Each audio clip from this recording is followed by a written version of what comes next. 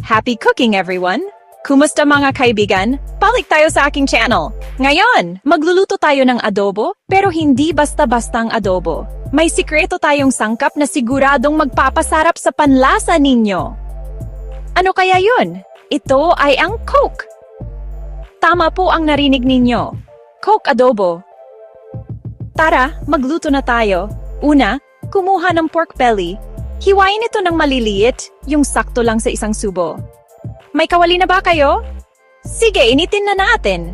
Okay, ilagay na ang bawang at sibuyas. Ang bango.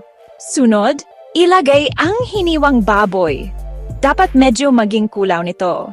Ito na ang exciting part, kumuha ng isang lata ng Coke at ibuhos ito sa kawali. Tapos, lagyan ng toyo, suka, dahon ng laurel, at paminta. Haluin mabuti. Hayaan natin itong kumulo. Gusto natin lumambot ang baboy. Habang kumukulo, siguradong mababango ang kusina ninyo. Okay, kapag malambot na ang baboy, luto na. Tingnan ninyo, Coke pork adobo. Ihain ito kasama ang mainit na kanin. Matamis, maalat, at napakasarap ng ulam na ito. Sana magustuhan ninyo. Happy cooking, mga kaibigan!